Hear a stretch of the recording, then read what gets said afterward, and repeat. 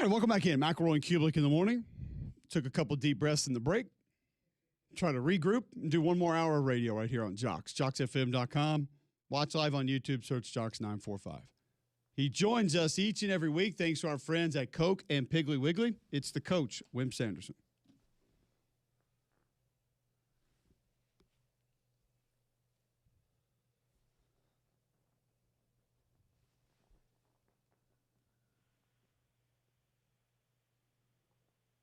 Coach, how you doing? Okay, well, before I get to basketball, and everybody cuts me off when I get to basketball, I'm afraid, I'll talk a little bit of football. Dabo did the right thing.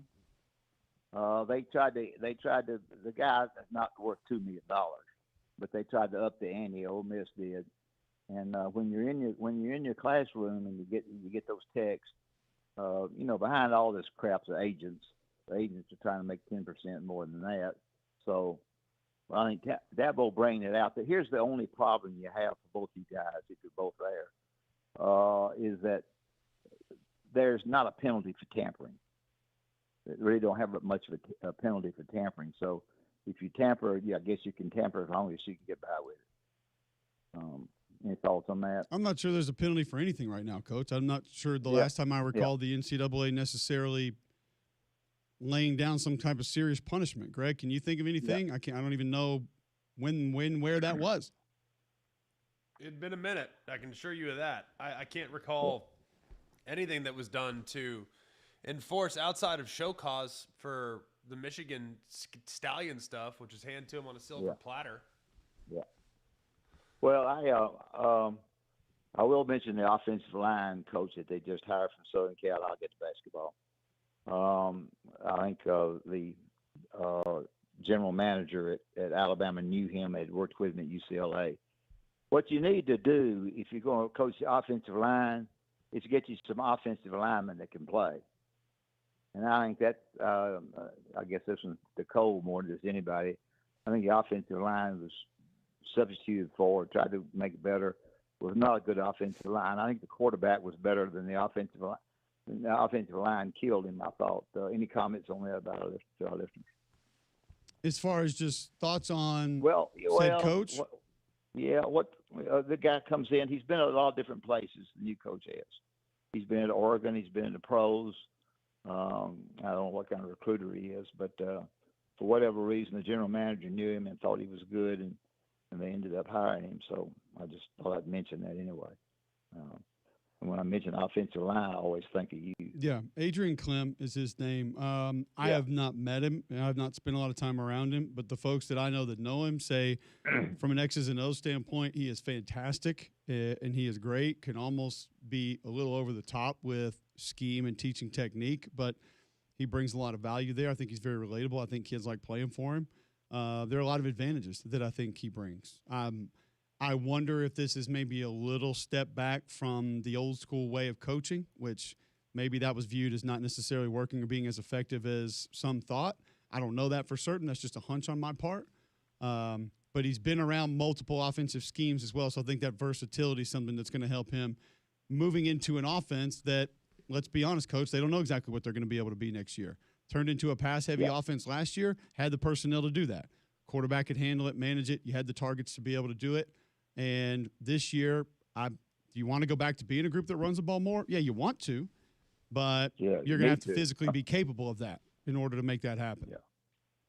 Well, all the things that were said about Ty will be said about the new quarterback at Alabama anyway. That's the way that kind of goes. Bediako thing, I know you want me to mention that. I don't know the answer to that. I know that he signed a two-way contract. I know that Alabama feels like they legally can get him to play. He has not played in an NBA game. That's a big stink. I'm not. They have recruits the old judge, which I think was smart to do. They've hired a new judge, and the thing's going to be dragging out to where he's going to be able to play a lot of games. He may play the whole cotton picking season before they finish talking about it. So I don't really have an answer one way or the other. And I don't think I should, having coached there. I know people want a definitive answer by me, and I'm not giving one because I don't really know the answer. The new judge is from graduated Summit, Alabama. Also has Auburn connections and also Missouri connections, and he'll be the new guy that'll make the judge. And when they'll do it, I don't know. Hopefully it's for the Final Four. So we'll see what happens there. Basketball in the SEC is very competitive as far as wins and losses is concerned. 4-3, 3-3, 2-4. Those kind of records, 6-1. Buckyball, the coach at A&M has really done a great job because he plays differently. I don't want to get in basketball technique with you, but most of the time when you see teams press you, they press you after a made shot because you have to take the ball out of bounds. So I think you understand that. Buckyball does that, but he also presses you if he misses. He makes them go and find their man right then or find a man. So he's one of the few coaches that presses after a made and a miss. And for some of our fans who understand that, and you too understand that part of it, it's quite different, and it's hard. It's very difficult to get ready for that. Provided you're good, provided you got a decent team that shoots the ball and those kinds of things. Big win for Auburn last night. Got behind early in the game and against a very good Texas team who fouls way too much. But Auburn came back and won, and Alabama will have a darn tough game, I guess, at Florida at 12 o'clock on Sunday. What have you seen from Florida, Coach? For a while there, it's like, oh, here we go again, you know, and they maybe have been a little more up and down than we anticipated. What do you see from them? I think you're exactly right. Up and down is a good statement. I think early in the year, the guards didn't shoot the ball well, and they were used to the guards shooting the basketball. Their big men are inside are good. They rebound the basketball well, which is something that I don't know. I guess Bediako's playing, so that gives them some rebounding things. So help there. But I think they're a darn good team. I think Auburn did a terrific job down there. The best I think they've played in a long, long time on the road. By having them 30-18, and then Florida coming all the way back and going 2 or 3 ahead, and you think it's going to be over because Florida's going to beat them, and Auburn came back and won. So to answer your question, I think if they out rebound Alabama and really control the boards on misses and make some putbacks on the offensive glass, that they've got a better chance of winning the game naturally. And I think the other thing for you guys who you're smart guys, certain things you have to do in football that make you win. And I think the other thing that makes you win is you have to defend the three. We want to get on radio shows and talk about how many threes a team made, so forth and so on. If I were getting on a radio show, I would, which I do, I would talk about defending the three. I do want to say, and I don't want to brag, but I do want to say this. 43 years ago yesterday, I took a basketball team to California to play number 1 UCLA at their place. On Wednesday of that week, the secretary came down on the court and said, "We're fixing to announce that Coach Brown has passed away." And you talk about a tough deal, because I went to Alabama in 1960.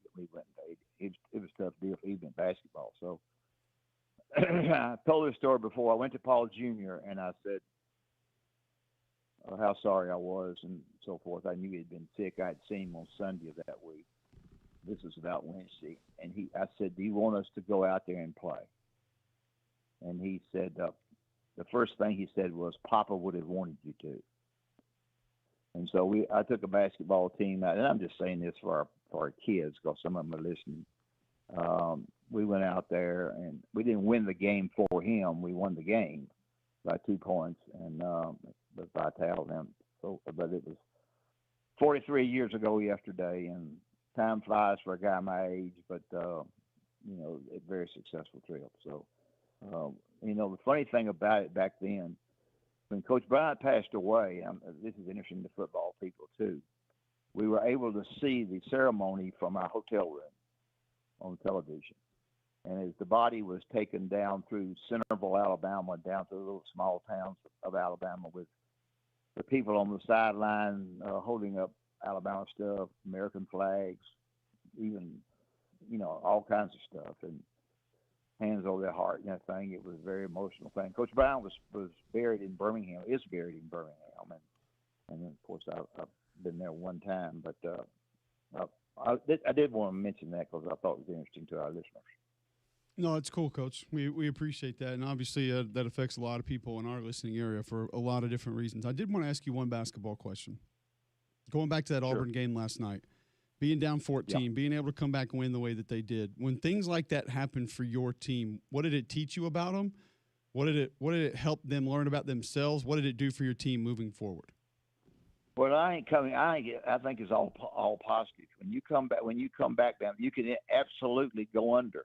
Now you have a better chance of staying on top or fighting for it if you're at home. And they did that. But to get down, and I didn't think Auburn defended the three very well early in the game, and I didn't think they gave up too many easy shots. The key, y'all, in winning basketball is that you got to defend the three and not give up a lot of easy shots. I know some people don't shoot. I know Alabama doesn't shoot many twos, but around the rim, if you rebound on both ends, I think to answer your question, it meant a lot to Auburn to do that, and to be able to go to Florida and win, which is not easy to do, and then turn around and come back and play a darn good Texas team that has got great ability, hard to play, they're smart. They foul too much. Texas does. I don't mean Auburn won because they foul. Texas has been fouling all year long too much. So it was a good win. I think Auburn's. I was a little concerned about Auburn basketball wise. The first 2 or 3 games, wasn't sure how they're going to do. But they play 3 teams twice. They play Ole Miss, who they've beaten at home, beaten on the road. They play Georgia. They got beat, and they of course they have Alabama. They have Alabama twice, so Auburn's playing well. And Alabama's got, Alabama lost the game the other night. I'm not trying to make excuses for them at all. Is that they had 2 people out that really needed in the Tennessee game and didn't have them. But Alabama's good too. There's going to be 9 teams in the NCAA tournament, maybe 10, maybe around 9. That's what most people say. I'm thinking after counting, and if you're not careful, it'll be about 8. So that's pretty much my thoughts on football and basketball, which is not much. Well, we always appreciate you, Coach, and we know you join us each and every week. Thanks to our friends at Coke and Piggly Wiggly. Well, I do. Piggly Wiggly is outstanding. I can tell you for sure that Piggly Wiggly will do everything they can to please you. They'll have meats in there. They'll have vegetables in there. It'll be a place that you'll go in and you'll be comfortable with the people that try to help you. And Coca-Cola is a great product. Coke's has been a friend of mine, drinking wise, for a number of years. It was the first sponsor I had when I was able to get the basketball job at Alabama in 1980. That's when I got it. They put me on a Coke commercial I'd start off with. So anyway, appreciate you guys having me on. Y'all have a good week and stay warm. Stay warm. Thank you. Absolutely. Thank you, Coach. Always appreciate it. All right, so the Coach William Sanderson joining us there on the Higginbotham Hotline. Thanks to our friends at Coke and Piggly Wiggly. He joins us each and every week. We've been through a lot of things today. Krispy Kreme, Dunkin' Donuts. We've talked a little bit of SEC hoops. Auburn gets the win over Texas, 88-82 last night. Dalen Swain goes for 30 for Texas. Keyshawn Hall goes for 31 for Auburn. 7-13 from the floor, 3 of 6 from 3, 14-17 from the free throw line. Turnovers, as Stephen Pearl mentioned earlier. If you missed him, go to jocksfm.com, get the podcast, catch up on that now. 11-3, just 3 turnovers for Auburn. 18-7, the differential in points off of those turnovers. So that was massive for Auburn. And Coach Pearl discussed a little bit of the strategy going in as how they thought they could manage that and utilize that to their advantage. We also talked to Matt Jones about Kentucky, their football NIL, their current basketball team and roster, Mike Rodak on the Charles Bediako situation, all those available at jocksfm.com. You can go back and listen on the app as well if you need to. But before we move on, Greg, tell our listeners about Polar Bear Services.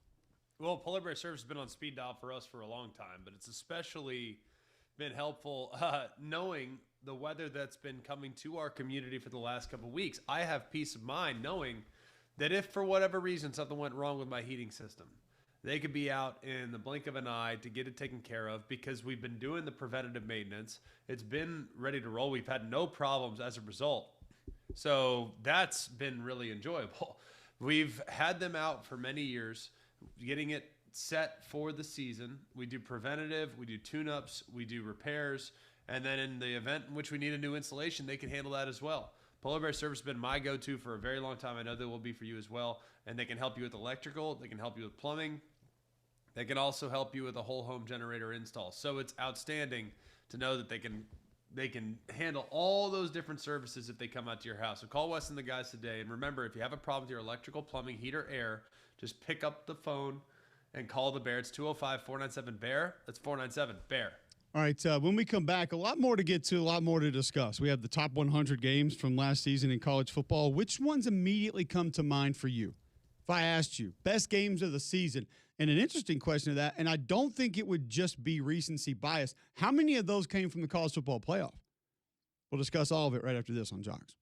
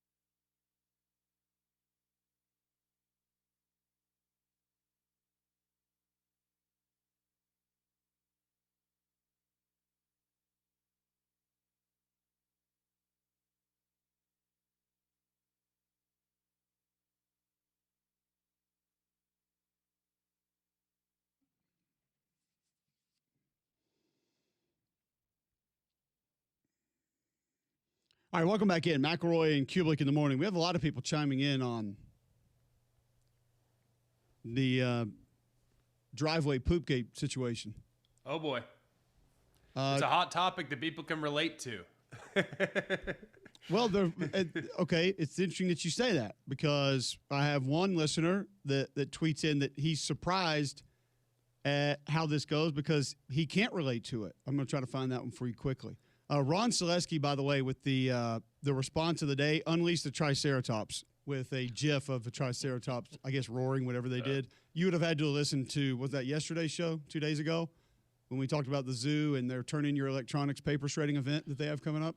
Free promo for that. As if everybody wasn't going anyway to turn in your old iPod Nano and your brick Nokia phone with your documents you needed shredded. I still can't get over the fact that we got to go to the zoo to shred documents.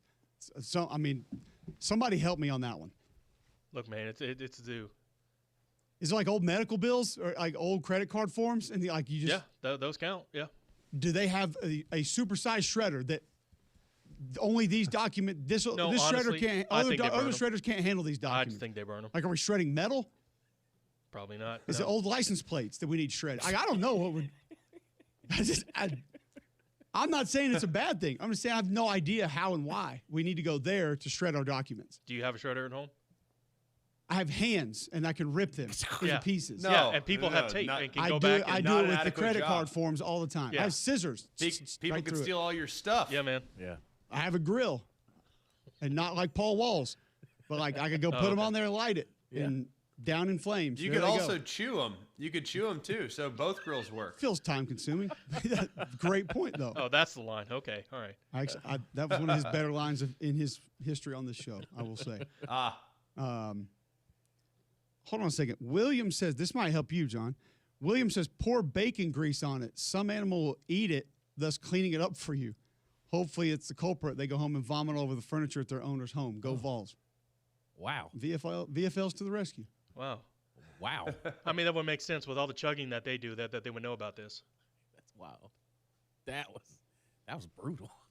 Bama 1055 tweets in, Cole out there taking 3 a.m. driveway dumps for clicks. SMH. It's too cold for that, number one. Joke's on you, it was 5 a.m. I can't find the exact tweet, but basically this guy was like, Cole deals with more dog expletive in his yard. This never happens to me, essentially. Like, why is it always happening to him? John just said it happens to him, not in his driveway, but. Oh, yeah. Apparently I'm the neighborhood dog dump. You've been that, yeah. You are all dialed in on that, aren't you? It is rather annoying. I would love it so much as if we actually found out that John was the one that would like take a dog to Cole's house just for good quality content. That's what producers do. You're just setting us up for success. That's a lot of See, work. this guy, Lord TBR, tweets in, you're just inviting it now. No, we're putting it on blast. No. And we're letting people know that it's known and that we are about to go to every length possible to find out who it was. You victim blaming? Hold on. It's because you're just inviting me. Well, if your driveway wasn't dressed this way, maybe it wouldn't get pooped on. Oh, okay. Yeah, sure. Thanks. Kenneth tweets in, I didn't know people in Homewood lived like that. SMH. Based on responses I normally get, it's people everywhere. But yeah, we got them in my neighborhood. Yeah. Sorry. Mm-hmm. And I have told the story of me catching one red-handed and even tried to excuse it then. What am I supposed to jog with a bag of dog expletive? It's your dog. It's You your took for a dog. walk. Yeah, you chose or a this run. life. Either one. You chose this life. I'm not sure why my yard is the place that you felt like that was cool to just. And I sat there and watched it happen off my back porch. Didn't know I was watching. Not happy that I witnessed it, but did.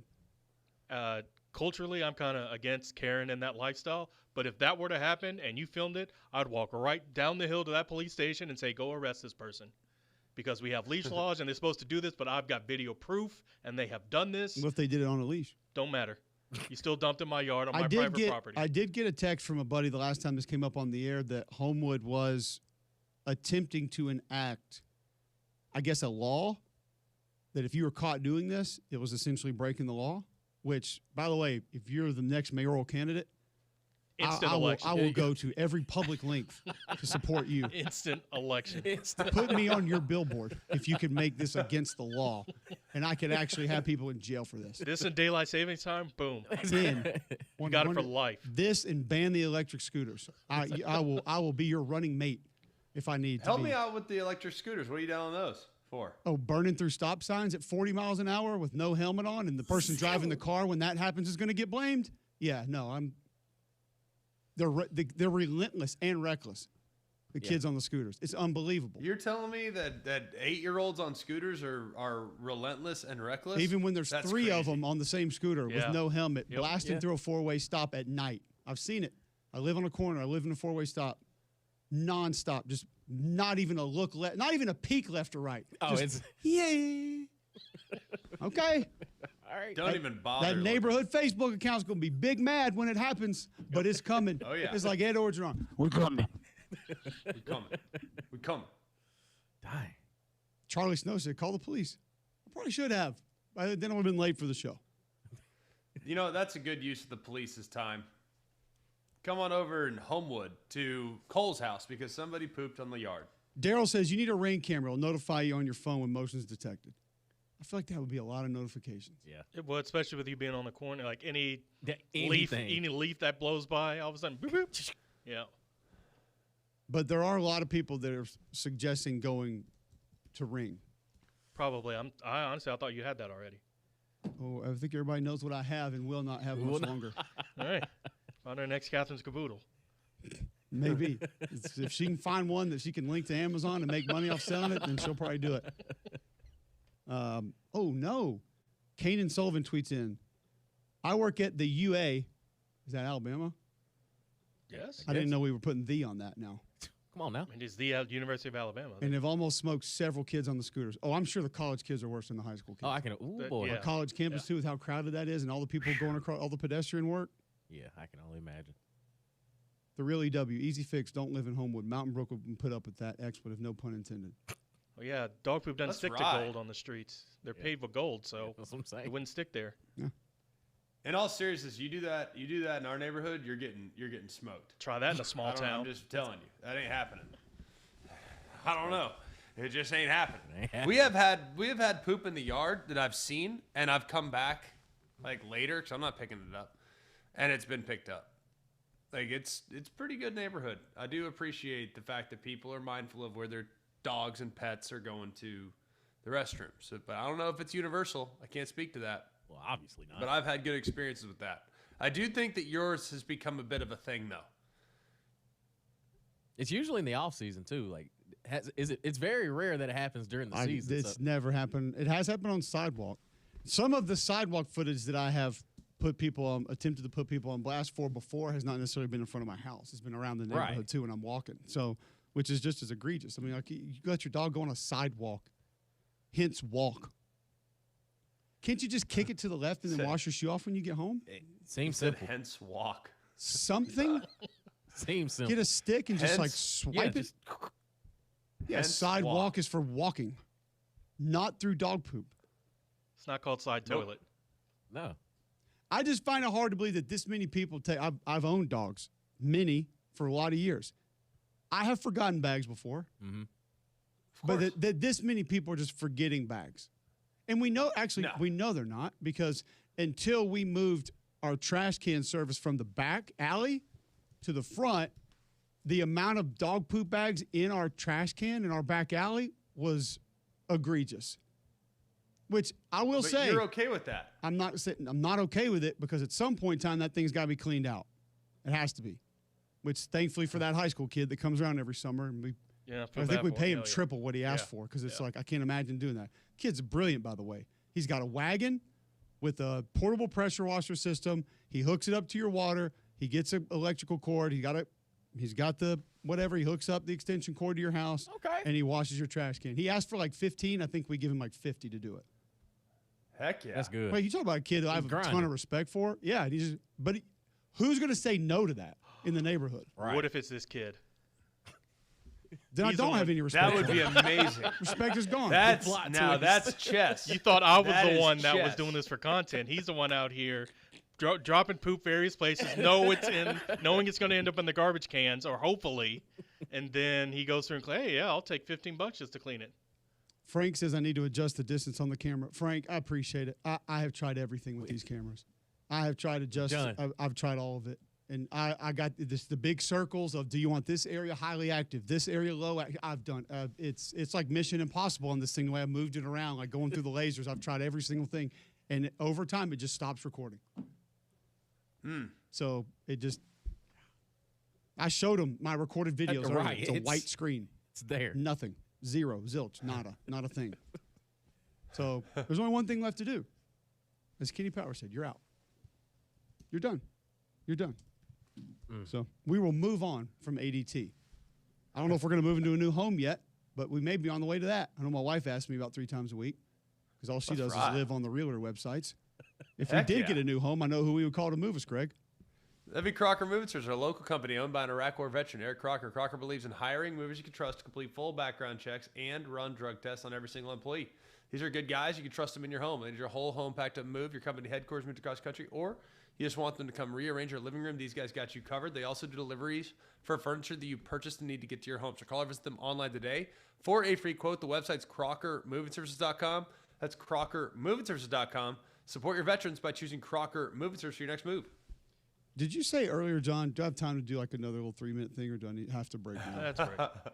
You always This is a have good tease. time. This is a good tease. It's the off season. John said something a moment ago. I need to know if it's what he said. My 10-year-old referenced this, and I could not believe it yesterday. We'll talk about that next on Jocks.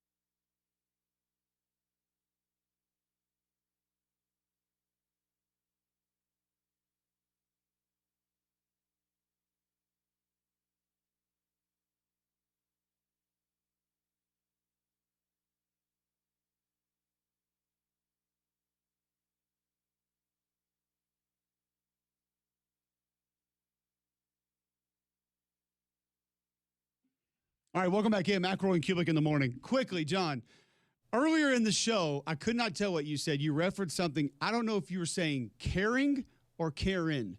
Do you recall this? Oh yeah, Karen. In reference to what?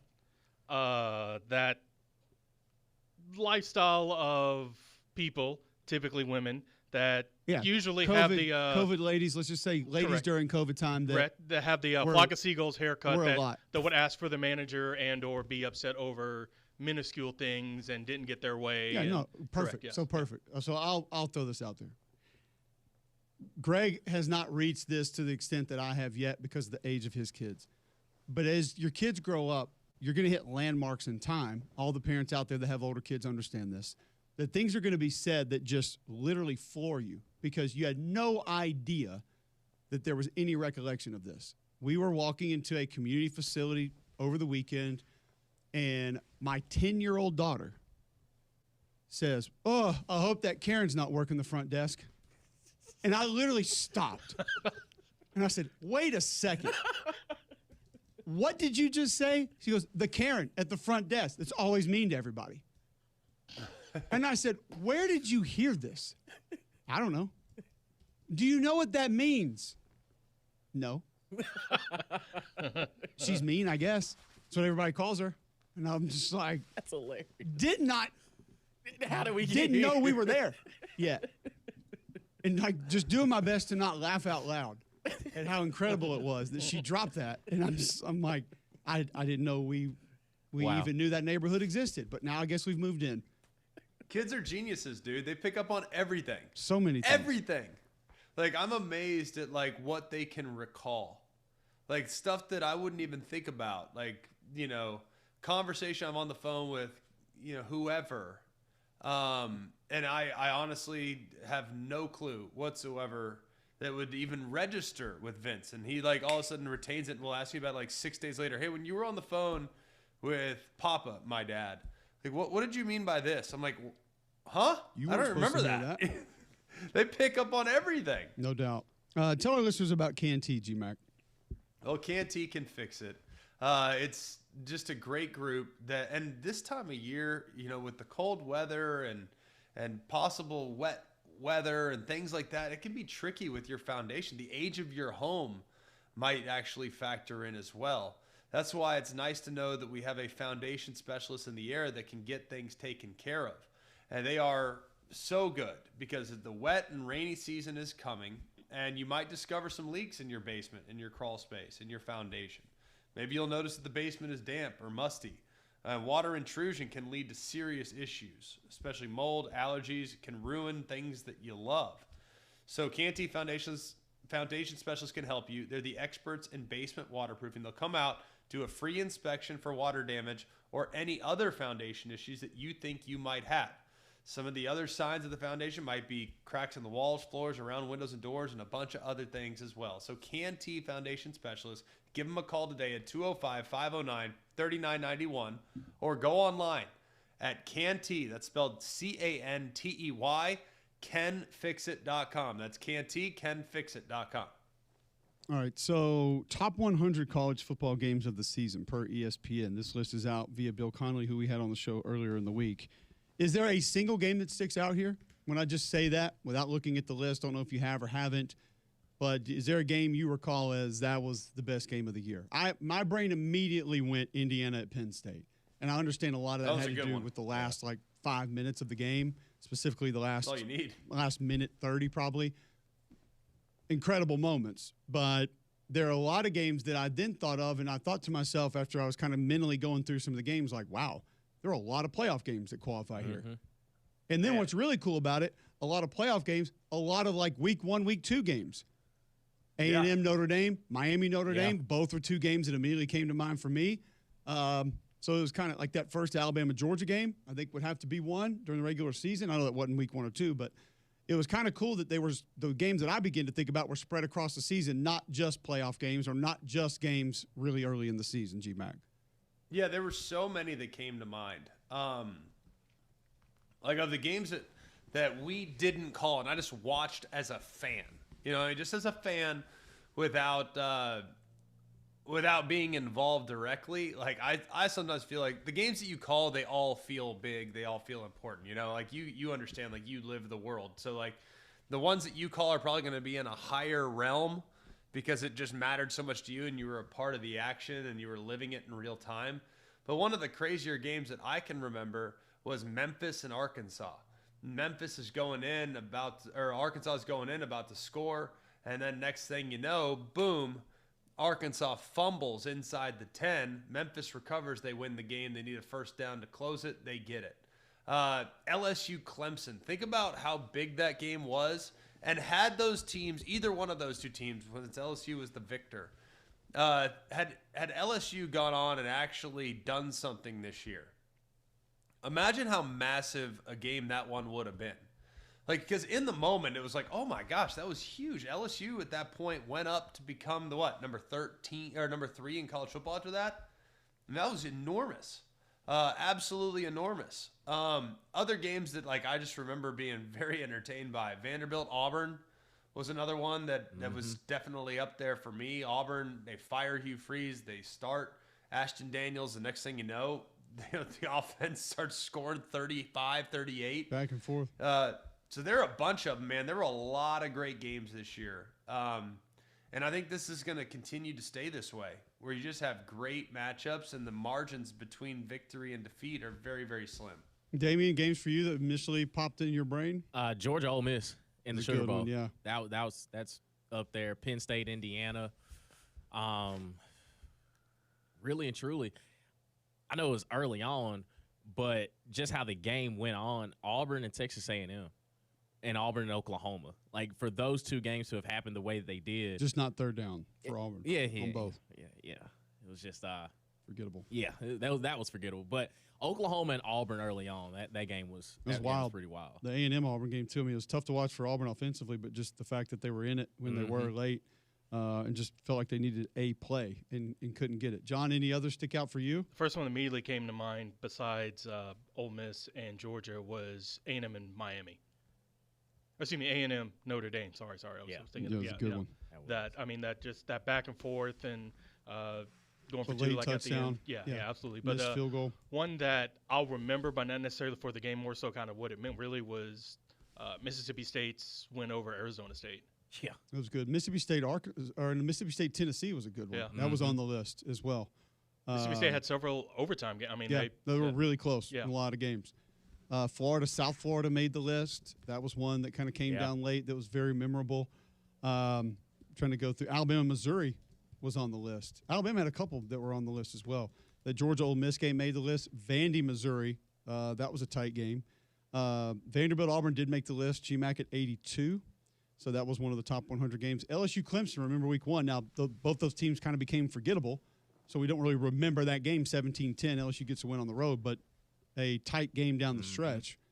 Alabama, Oklahoma on November the 15th with Alabama's big comeback was obviously there. So, or no, that was the regular season version. Sorry. Better game, regular season or playoff? Depends on who you root for, probably. Playoff. Playoff. The first game was like this. The first game was just weird. You know, you had the turnovers kind of sloppy. Like the second game, there was definitely turnovers and sloppy play. But, I mean, that was like a wild one where it just flipped on its head. You know what I mean? Yeah. The first one was just odd. We called it. I mean, I remember being on it was just a weird game. It's like never at any point did you feel like Alabama should be losing, and yet they were. It was just a weird game. Like Ohio State, Texas made the list at 50, and I just don't – that was competitive. It was close. Right. It just didn't feel like it was very exciting. And it honestly didn't feel like it was great defense as much as it was just offenses not really being able to find their way, not really knowing who they were at that time. And I guess kind of diminished that one in my brain just a little bit as far as kind of what it was. The Iron Bowl made it at 36. Okay. Surprised by how high that was? Yeah. 27-20, Alabama gets the win. That game was pretty entertaining.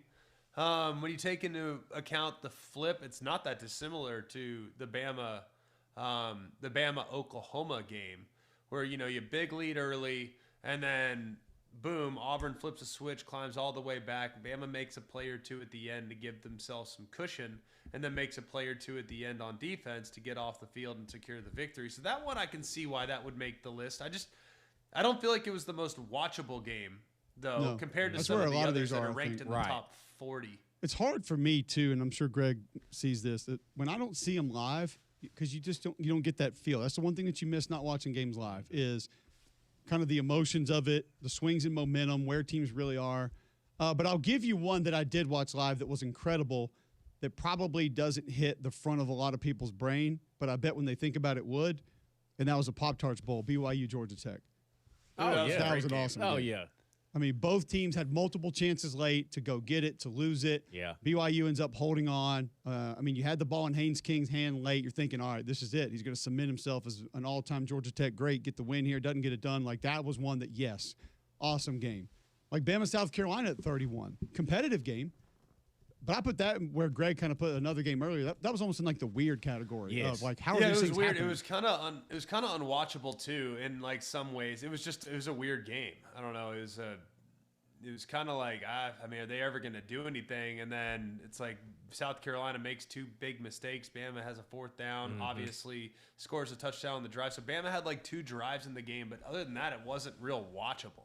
But I mean, as far as drama, I mean, it had that For sure, yeah. So I think it's. But I don't think you can have factor. you're not a great game just because it's close late. It can be a rough game to watch, like Greg said, and then still be competitive late. I'll give you one more quickly. Like for example, A&M Miami's in the top 10. That game was unwatchable. I thought it was great, highly entertaining, and it was a great scene and all that other stuff. But that game was in many ways unwatchable. Yeah, neither quarterback could complete a pass more than 10 yards. Yeah, last couple drives were high drama, like you said, and were good for us. Like we watching Miami just pound it down the field late, but yeah, of course, the whole game not great. I'll give you one more that I wouldn't have thought about initially, but thinking back on it and didn't see a ton of it live, but even watching it on film, it was awesome.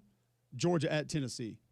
Oh, yeah. Oh, great game. 44-41, overtime, just back and forth, massive plays. Like Gunnar Stockton kind of puts himself on the map. Aguilar, big plays, a couple big completions early. Like that was an awesome game, back and forth.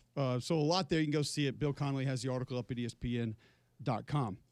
If you are lacking energy, lacking sleep, Game Day Men's Health wants to help you with this. And there's one easy way they can do it. Go to GameDayMen'sHealth.com right now. Sign up for that free consultation. You get the free PSA test, free testosterone test. They're going to lay out your baseline health, let you know where you stand right then, right there, and then present the options that they have, like peptides, weight loss programs. And you can save 10% on any of those programs, mentioning Mac and Cube when you walk in the front door. Why not schedule the free consultation? Maybe they can really help you. If they can't, they're going to tell you. Say, hey, this is a different issue, or we don't think that anything that we offer is going to be able to assist you here, and they might be able to help you find some other place that can do that. That's the kind of people you're dealing with at Game Day Men's Health. Minimal upfront cost from the programs they offer. Book your free consultation today at GameDayMen'sHealth.com, now open in Trussville. All right, we wrap it up with a few bad box scores of the day next on Jocks.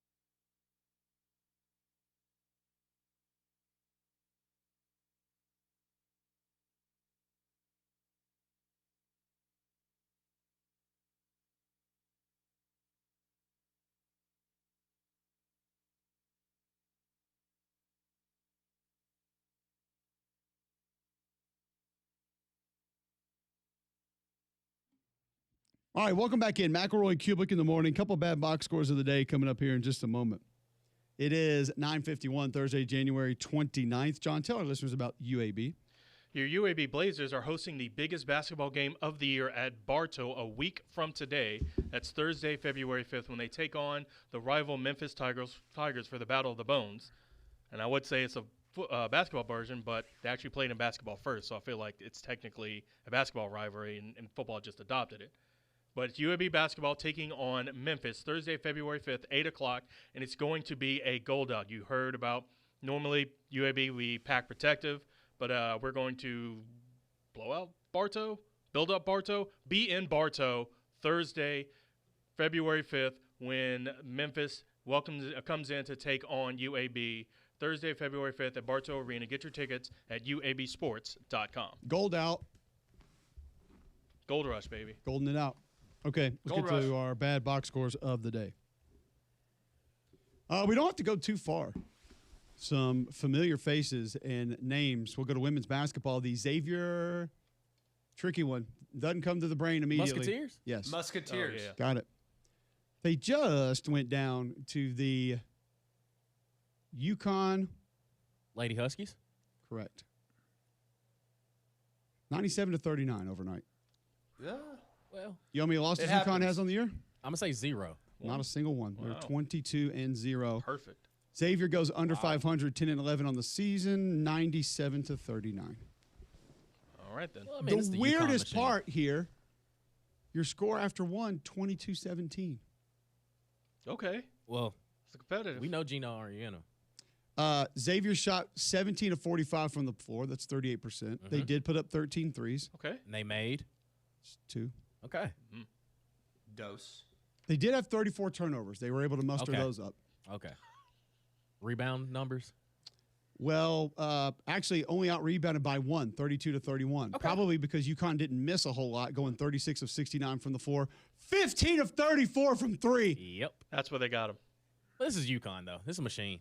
That's what Your they do. differential in Complete assists, machine. sharing the ball is important, right? You would think. 31-8 in favor of UConn. Yeah. Yeah. It's what UConn does. They It's what they do. They usually do have similar success like this often. Total turnovers, 34-11. Yeah. That'll get you every A time. little bit of a differential there.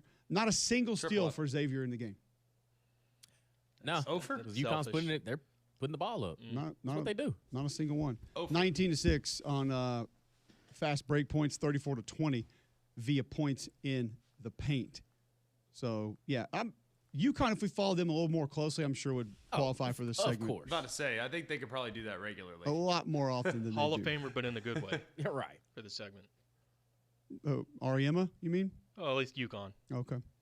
Almost need to like retire. It's almost like you can't give the MVP to, LeBron again. I mean, it's like we already know that LeBron's the best player. Like you can't do it. It's fact. So UConn, you almost can't do them every day because you could do them every day. Fair. Okay, staying in women's hoops, the Radford, They're the Raiders. they're not. Rockets. No, Bulldogs, Highlanders.